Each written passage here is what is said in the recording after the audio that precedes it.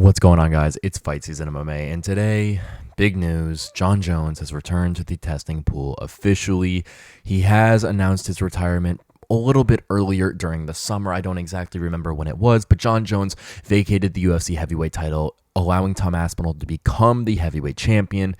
Now, Jon Jones has officially said that he is now back in the testing pool. The UFC website confirms this, and I found out this data from Happy Punch on Twitter. I'm going to kind of go through all of the different things that could be going through this, but Jon Jones officially back in the UFC testing pool. There's probably one reason why he's doing this, and genuinely, it is an absolutely crazy thing to see. Will Jon Jones even fight again? I have no idea, but Jon Jones being back in the testing pool is always something fun. It's always something to keep the UFC mixed up, especially having your GOAT back. If you guys enjoy the UFC content, please leave a like, comment, and subscribe. That is the best way to help the channel grow. While you're down there, please turn on the post notifications, just so you guys can always help this channel grow. And without further ado, let's talk about Jon Jones jumping right back in the UFC testing pool. On August 8th, 2025, Jon Jones has officially re-entered the testing pool according to the UFC anti-doping website. This was reported by Happy Punch MMA on Twitter. If you are not following or looking at him, please go do that. I got the credit from this. But to talk about this right here, Jon Jones has officially submitted a sample and test to the UFC anti-doping program, to where he is going to be tested for any steroids or any illegal substances, meaning that he will be able to fight very, very, very soon. Jon Jones is obviously the former UFC heavyweight and light heavyweight champion, widely regarded as one of the GOATs of MMA, whether you believe it or not. Due to his past, Jon Jones is one of the most skilled and talented fighters the organization has ever seen, and he has recently retired back in June, May, July area, and now he is officially back inside the UFC testing pool around 2 months off. Jon Jones was down in Thailand. He was kind of doing his own thing, recording a reality TV show, doing a bunch of different things over there. And he vacated his title to allow Tom Aspinall to become the undisputed UFC heavyweight champion. And there has been so many different debates on why Jon Jones vacated that title, whether he was scared of Tom Aspinall, whatever might have been coming from that. Genuinely, Jon Jones really did not want to fight Mr. Aspinall, and it was a very peculiar case to see these two individuals, with one being the interim champion, one being the undisputed champion, and no movement to unify the belts within the top part of the organization.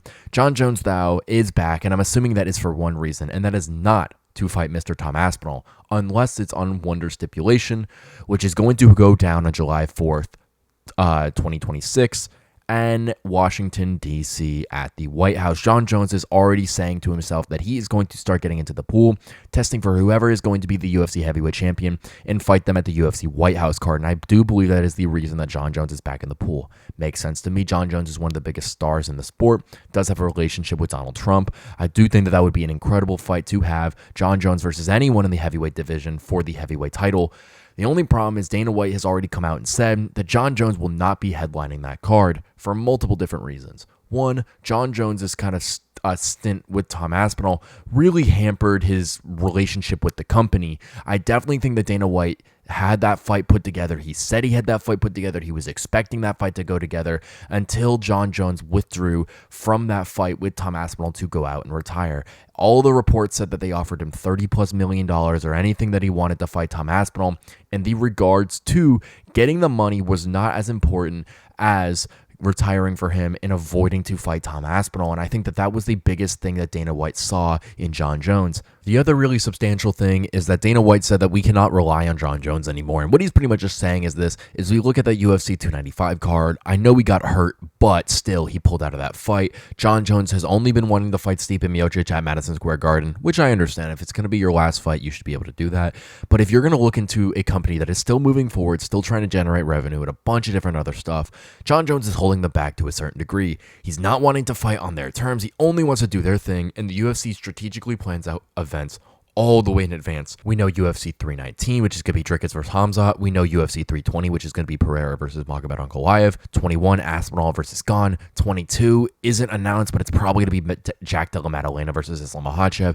UFC 323, we could only speculate, but I know Ilia Topuria versus Justin Gaethje is being talked about for that fight. There's so many different things going on down the road with these events, but the UFC has fights planned out so far in advance to where Jon Jones possibly pulling out of a card or not wanting to do something on the biggest card in UFC history would absolutely be detrimental to the event.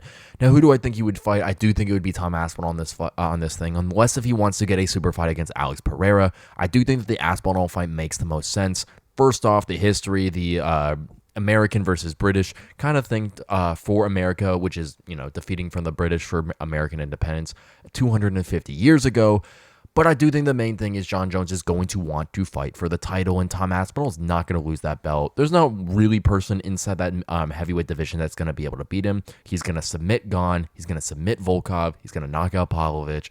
He's going to beat Curtis Blades again. He's going to knock out Jailton Almeida. It's not that much that Jon Jones can do about the opponent he's going to be fighting, that just being Aspinall. But I do think that this fight between these two individuals would go down, if ever, at the UFC White House card, and one of the most incredible fights of all time inside the heavyweight division. The only thing is Jon Jones going to be allowed to fight on that card per Dana White? Like I said, he's had all these different issues with kind of not being able to get to the fight, different injuries, different stuff like that, retirement, arrests, all the different type of stuff in his history. Dana White wants to have a very safe fighter who is going to be able to make weight and be able to perform at a very high level on the biggest card of all time. Now, I'm not the one saying that this fight shouldn't go down, because I definitely think it should.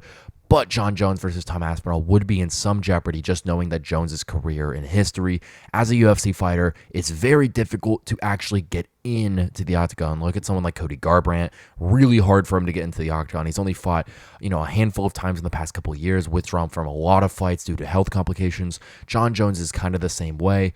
Whether some of her health complications, some of them are law interference, some of them are steroids, just so many different ways that Jon Jones could withdraw himself from the fight, that Dana White doesn't want to take any stance in being able to have this happen at one of the biggest cards in UFC history at the biggest platform. Ultimately, I do think that Jon Jones, if he does return, is going to talk to Dana White to see if he can get this fight at the UFC White House. I do think that that is an incredible fight for Jon Jones to be in front of.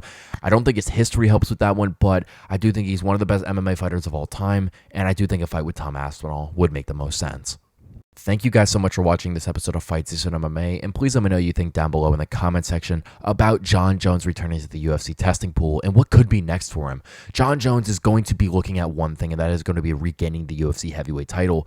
He's already had the light heavyweight strap. He's already had the heavyweight strap. I believe he is the longest tenured UFC heavyweight champion of all time, with only having one title defense against a crippling Stipe Miocic. But other than that, Jon Jones is one of the best fighters in UFC history. He's getting older now, but I do think a fight with Tom Aspinall would be absolutely incredible. These two individuals are some of the best UFC heavyweights on planet Earth.